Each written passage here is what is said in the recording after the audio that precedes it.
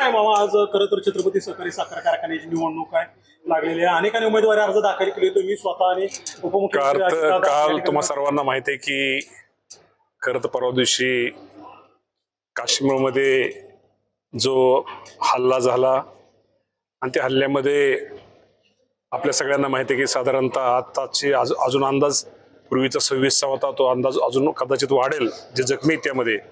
आणि 26 लोकांना खरं तर निरपराध लोकांना त्यांना प्राण गमवावा लागला. मुंबईतले 4 जण होते, पुण्यामधले एक जगदाळे कुटुंब आणि दुसरं मूळचे इंदापूरचे पण सध्या पुण्यामध्ये स्थायिक असलेले जे आपण जो म्हणतो गानबोटे परिवार, त्यांच्यातल्या 2 व्यक्तीला खरं तर त्या ह्याच्यामध्ये प्राण गमवावा लागला. खरं तर या घटनेचा जेवढा निषेध किंवा एक मनामध्ये एक चीड येते की निश्चित प्रकारे असे जे काय या देशामध्ये दहशतवादी असतील, या दहशतवाद्यांचा कुठेतरी त्यांचा शोध घेऊन त्यांचा कायमचा बिमोड करावा. खरं तर काल आपण सगळ्यांना पाहिलं की या देशाचे पंतप्रधान नरेंद्र मोदी साहेबांनी स्वतः या बाबतीमध्ये बैठक घेऊन त्याप्रमाणे सूचना दिलेल्या आहेत. येणाऱ्या दिवसामध्ये भारत सरकार निश्चित प्रकारे अतिरेक्याच्या बाबतीमध्ये, कारवाईच्या बाबतीमध्ये निश्चित त्यांच्यावरती कडक कारवाई करण्यासाठी निश्चित प्रकारे केली जाईल. आणि खरं तर राज्यामध्ये जे लोक गेले त्यांच्या कुटुंबाच्या प्रत्येक नक्की आपल्या सगळ्यांना दुःख आहे. आपण सर्वजण त्यांच्या दुःखामध्ये सहभागी आहोत. खरं तर अशा घटना परत होऊ नयेत याची काळजी निश्चित प्रकारे भविष्यामध्ये केंद्र सरकार, राज्य सरकार घेईल. बारामती आणि इतर परिसरातील काही पर्यटक नगरमध्ये अडकलेले आहेत, त्यांच्यासाठी काय व्यवस्था झाली? त्यांच्यासाठी व्यवस्था स्वतः दादा त्या बाबतीमध्ये बोलत आहेत.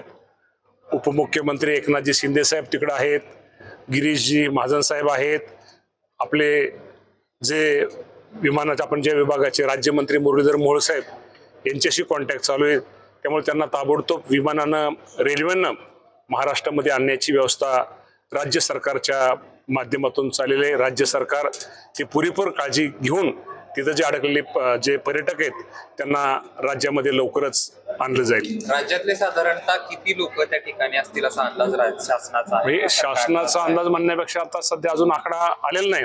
पण आपण जिथं आता बारामतीमध्ये आहे, बारामतीला सुद्धा दूध संघाचे काही संचालक तिथे अडकलेले आहेत. त्यांनाही स्वतः दादांनी आता फोन लावलेला आहे, बोललेले आहेत, सगळ्यांशी दादा बोललेले आहेत.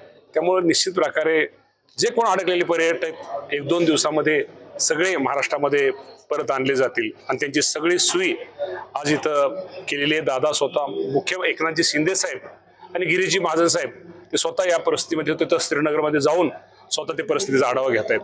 मुंबईमध्ये देखील दहशतवादी हल्ला झाला होता.